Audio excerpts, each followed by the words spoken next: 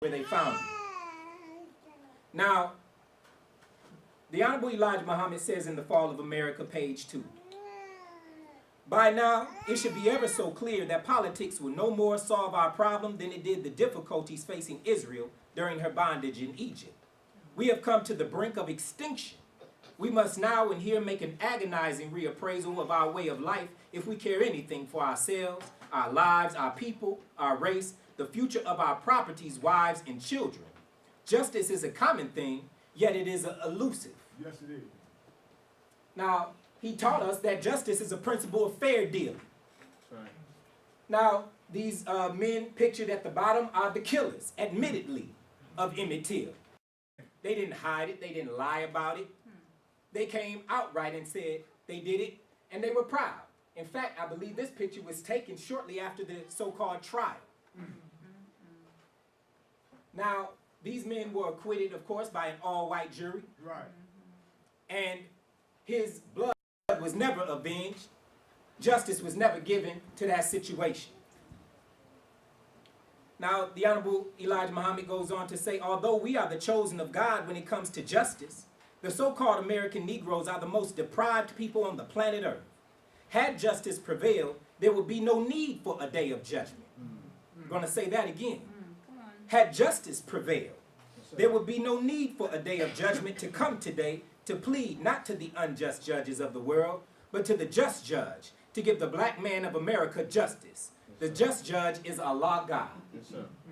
Yes, sir. Now, if there wasn't going to even be a need for a day of judgment, if justice had been dealt, then the level of injustice that we've suffered, if we don't see a need for God's intervention, then either we're unaware of the level of injustice that's happened, or we don't care. We've been caused to fall so in love with our enemy that we no longer sense justice. Yes, Does that make sense? Yes, sir. You know, people can be in such a sick level of love That's right. Yes. that they will allow the one that they attribute that love to abuse them to such a degree that everybody outside the situation can see the abuse, but the person that's dealing with the abuse can't see it and refuses to accept it. Next slide, Brother Star.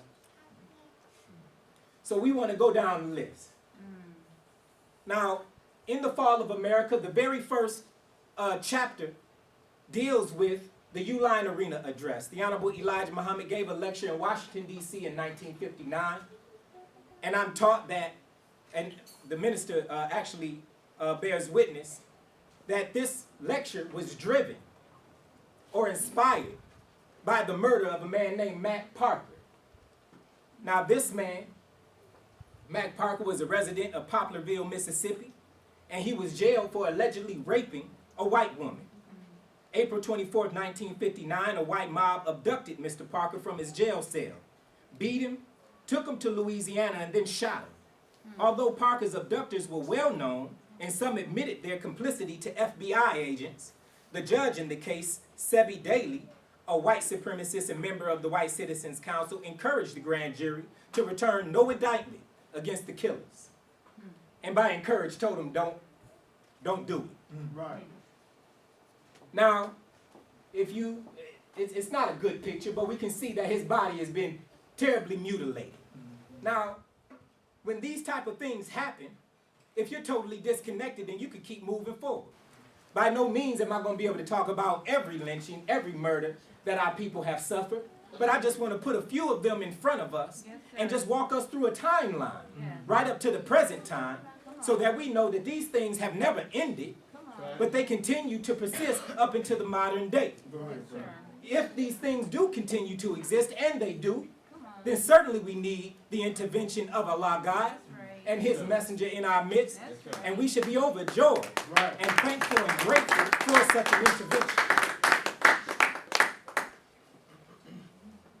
Next slide, please. Now we're moving up a little bit more to the modern time. This is James Byrd. Now, he's a black man who was attacked by 3 white men in 1998. They slit his throat, chained him to the back of a pickup truck, and dragged him down an old country road in Jasper, Texas, until his head and limbs were torn from his body. Now, I hope that this doesn't offend anyone or make anyone ill, but this is a reality That's right. that our people have dealt with and continue to deal That's with. right. Yes, sir. Yet we reject the hand of Allah when He reaches out to us and offers us refuge in Him. Right. That's right, brother. Now, this man did nothing to these men. He just happened to have the wrong color at the wrong time at the wrong place. And so he was abducted and dragged behind a pickup truck until his body began to fall apart. Now, this man is one of the killers. And his name is Lawrence Brewer. Now, he got the death penalty. And the ironic thing about him is that he was killed on the same day as Troy Davis. For those who don't know who Troy Davis is, he's a black man who received the death penalty for a crime that more than likely he didn't even commit. Right. So even though this man was punished for his crime, we lost a brother on the same day as him, Right. who was probably innocent, and there were many witnesses willing to step forward to testify to his innocence or the lack of evidence that they had against him, but yet they murdered him anyway. But this man, this is what he said before he went to his death. Well, I did it, and no longer am I a virgin. It was a rush, and I'm still licking my lips for more. Wow, wicked. So he had no repentance in his heart for what he did to the brother, even to his death. Well, why are you even bringing that up, Brother Robert? Because as I look at the Honorable Minister Louis Farrakhan continuing to work, and those of us who are following him, striving hard in Allah's way to get a message out, it seems like we have come to a point now, as the Honorable Elijah Muhammad said, a point of explosion, Come on. where we have to begin to point out the graphic facts of what's been done to us. Right. And either we will accept that Allah is right in His judgment of America, or we will disagree and say that He's wrong. But against the overwhelming evidence that we're going to look at today, I would humbly submit to you that He is absolutely correct. Right. And the minister said that if we are too dumb to be angry, then Allah has enough anger for all of us. Right. Next slide, Brother Stars. Now, this is just a collage of many of our brothers and sisters that we've lost over the years, many of them murdered by police authorities, many of whom have not been convicted of any crime. Right. Go ahead. Go ahead. Now, these are not black and white pictures, as you can see, but these are pictures. In fact, I think almost all of them have been murdered on this side of 2000. That's right. Right. So none of these are old stories. I'm not bringing up the past, Come on. but I'm pointing out relevant facts that maybe we haven't been aware of. That's right. Now, in this picture, we have Brother Oscar Grant. This is a man who was shot while he was being detained. He was handcuffed, laying on his stomach, and was shot in the back by an officer who claimed that he intended to tase him. That officer actually served 2 years. He was sentenced for 2 years, minus time served. Man. And he served his time in the Los Angeles County Jail, occupying a private cell away from other prisoners. He was released on June 13, 2011, and is now on parole. But our brother is gone. The little girl is Ayanna Jones. She was 7 years old, shot in the head by Officer Joseph Weekly during a police raid in 2010. The raid and attempted arrest of a homicide suspect at the 2-unit house was being videotaped for an episode of the reality crime show, The First 48. The case against that officer is still pending. These are not issues where the facts are hard to find, but it's just a matter of, does our oppressor, does our open enemy have the collective will to give us justice? Right. And we don't see that. Up there at the top in the middle is our brother Jamarly Graham. On February 3rd, 2012, Brother Jamarly, who was 18 at the time, was followed by the police to his home in the Bronx and then killed by a single police bullet in his bathroom. The case against that officer is also still pending. Amadou Diallo, in the top left, was shot and killed on February 4th, 1999 by 4 New York City Police Department plainclothes officers. Sean Carroll, Richard Murphy, Edward McMillan, and Kenneth Boss, who fired a combined total of 41 shots, 19 of which struck Brother Diallo outside his home. The 4 were part of the now defunct Street Crimes Unit. All 4 officers were acquitted at a trial in Albany, New York. Man. Sean Bell, the brother on the upper right-hand corner, with his fiance at that time, on November 25th, 2006, he was, when 3 men were shot at a total of 50 times by a team of both plainclothes and undercover NYPD officers. They killed 1 man, Sean Bell, on the morning before his wedding and severely wounded 2 of his friends, Trent Benefield and Joseph Guzman.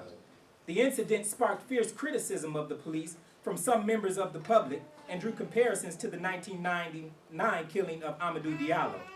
3 of the 5 detectives of the shooting went to trial on charges ranging from manslaughter to reckless endangerment and were found not guilty. So there were 5 that shot at him, only 3 of them made it to court. And of those 3, nobody was prosecuted for that crime. Now, looking at this, the Honorable Elijah Muhammad says that we have to do a critical reappraisal of our situation and our condition. Right. Is there a future for us in America? Yes, I know we have a black president, but do you think everybody feels the same way you do about your black president? No, sir. No, sir. Certainly not. And in fact, we may see even more of this now That's right. because of the fact that we have a black president. Right. It is no longer sufficient for us to just put someone in the office and think that that one is able to give to us the freedom, justice, and equality that we desire. But our situation has become so bad, so critical, that Allah God had to make an appearance himself to raise one up from amongst us. Right. Because in our ignorance and in our cowardice and in our weakness, we would continue to permit this for the next 450 years. Yes, sir. So Allah raises up one from amongst the people who is sensitive to the pain of the people. The Honorable Elijah Muhammad said in the Uline Arena address, "My hurt is your hurt. Right. My pain is your pain." Right. So when a man has sensitivity to a people like that, even when the people won't respond, he will. And so if it wasn't for the checks and the balances that he brought with the Nation of Islam, we would be in an even worse condition than we are today. So it's critical that we begin to introduce these type of facts to our people. Because when the people are asleep, they aren't aware of their surroundings. That's why, you know, as a child, my youngest daughter, well, not my youngest, but my second to the youngest daughter, we got to wake her up. Because when she's asleep, she's so out of it, she'll pee on herself. And if you don't wake her up, bodily functions, everything is just running on its own. That's right. When you're asleep, you're not able to regulate your own affair. Right. And we are in such a state of sleep that we are referred to in the scripture as being dead. So if we are dead, then that means we are open to the manipulation of a wicked and wise deceiver. Right. How is it that you can do this to a people and they still worried about a vote? Don't get me wrong. I like Barack Obama, and that's fine that we voted. But when it's all said and done, Barack Obama can't handle this. That's Right. right. The President of the United States doesn't have the power, the authority, or the strength to handle this situation. That's right. Right. Yes, sir. This is a situation that is so bad, as the scripture says, the moaning and the groaning of the people reached to God. Right. And he said, let me go down and see if it's really that bad. Right. Because I hear them, but the way they're crying, it can't be that bad. Right. Let me go and see for myself. Right. So we're taught that Master Farad Muhammad came 9,000 miles by himself. Come on. The other scientists didn't agree that he could even do anything with us. Right. But he couldn't see this continuing to happen. So he left the other scientists and he came by himself. And we're taught in the scripture in the book of Isaiah that he came treading the wine press alone. He was angry in his coming, but his anger was under control. There's nothing wrong with being angry. That's right. We just have to be able to control our anger. Our anger is an energy. Right. It's a force and it's a power. Right. God feels anger. Why would he create a creature that's in his image and his likeness that shouldn't be angry? We should turn the other cheek. That's a foolish teaching. Yes, sir. That's right. Come on. All praise is due to Allah.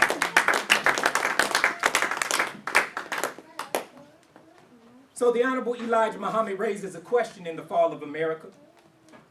How can you as a people ever be anything if you are going to crush out your leaders who try to seek justice for you even at the cost of their own lives? I, Elijah Muhammad, am classified as a race hater. Right. What race? That's right. What teaching am I uttering that you can classify as race hatred? How can the devil say little Elijah Muhammad is teaching race hatred in the face of over 400 years of his hatred of you and me? All right. That's right. See, Islam deals with mathematics. That's right. I know we want to love our slave master, but the equation doesn't add up like that. Come on. Right. How can we be racist for responding to mistreatment That's right. in the face of over 400 years of mistreatment of us? That's right. We shouldn't feel guilty Right. for not liking our open enemy. That's Come right. on. Right. Come on. I'm not disrespectful to white people in general. We got to interact with them. We have to deal with them. Right. But I'm not wasting my time trying to make friends with them, rub elbows, trying to climb their corporate ladder or whatever the case may be. Right. Right. There's no future in this. That's right. Allah has made the decision, so it's up to us to either agree with it or go down with it. Right. And that's why, inshallah, I'm sharing what I'm sharing today, because I believe the Honorable Minister Louis Farrakhan is setting us up perfectly to make our transition, to make our exodus. But if we're slow to follow his instructions, Come on. then we put ourselves out of the path of Allah's favor and we begin to get onto the stray path, not the straight path, but the straight path of those on whom Allah's disfavor is falling. Does that make sense? Yes, Right. sir. Lord. The minister says in his lecture, Justifiable Homicide, that the Honorable Elijah Muhammad once said to me, brother, you can't fathom the depth of Satan. It means that if you can't fathom something, you are not qualified to handle it. Well, they have drugs now that they can introduce into your systems that literally make you a zombie.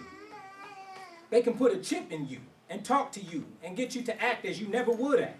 These are scientists of evil, an enemy that you don't know. And even when somebody will risk their life to show you who your enemy is, you think that person is the enemy. Come on.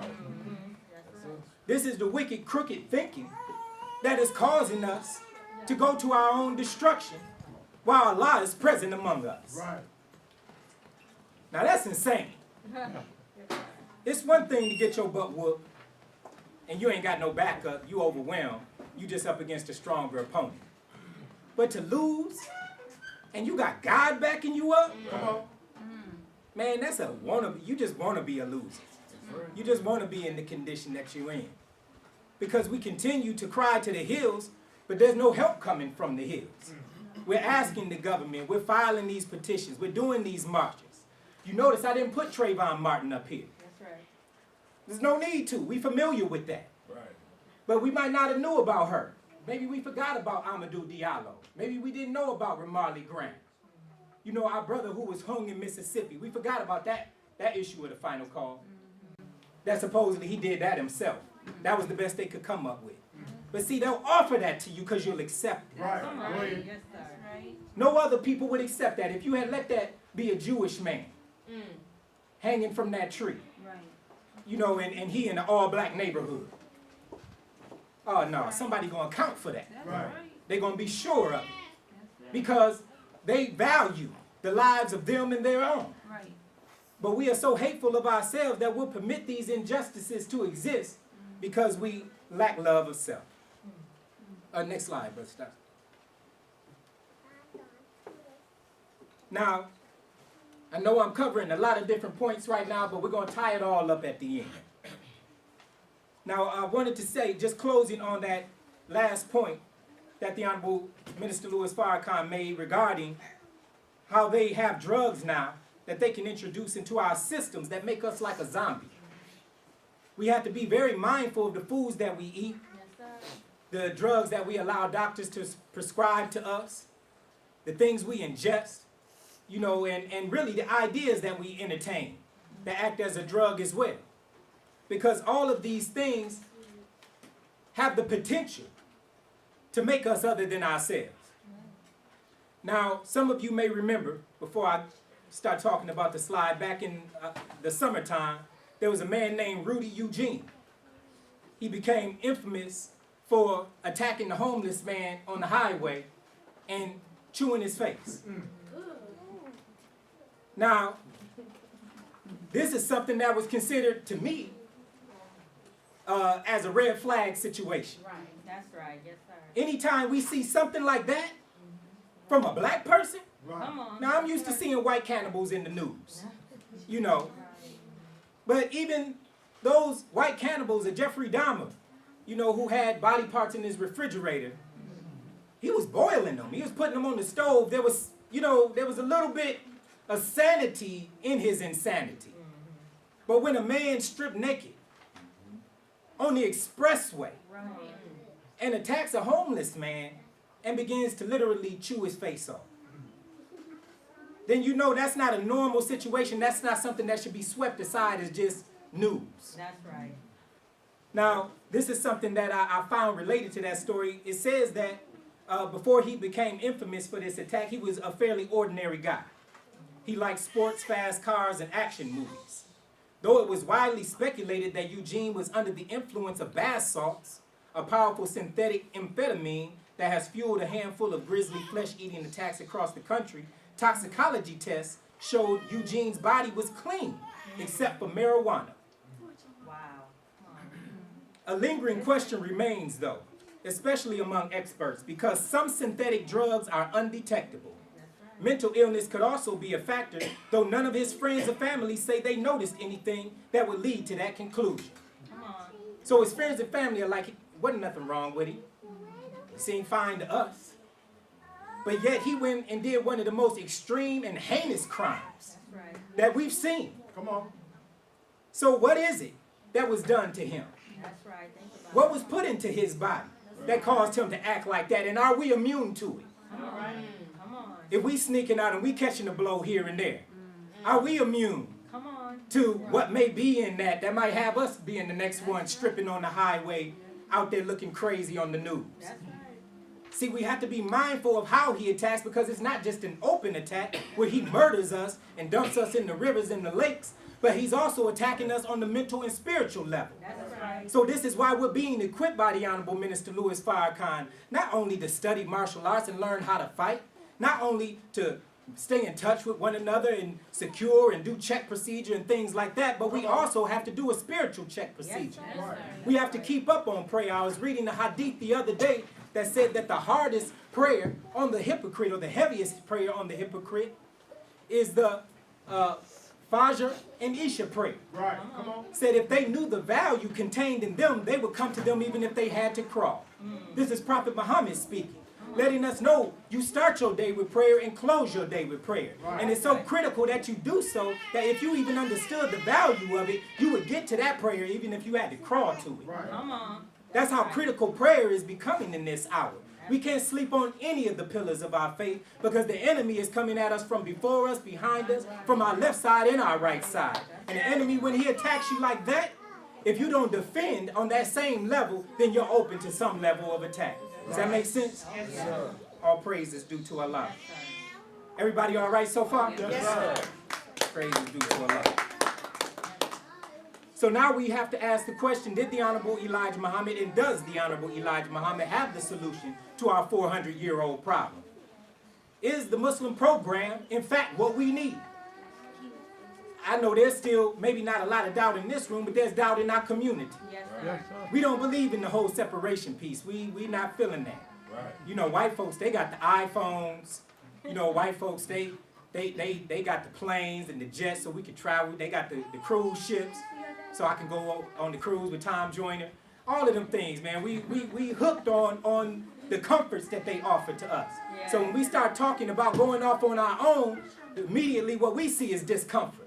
That's right. I see a little struggle on that end, and I don't know. Y'all go get it started, and if I see y'all being successful with it, I might jump on. That's right. Then I might get my passport and immigrate to the Nation of Islam. But Right. as far as building, no, I don't see that happening. Black people can't do that. So we have to begin to look at how Allah's message has impacted those that we look up to as leadership, and how it has affected their thinking. One of the most prominent men amongst our people that is always used, even though he's been gone for upwards of 40 years now, is Brother Martin Luther King. The reason I wanted to touch on this point a little bit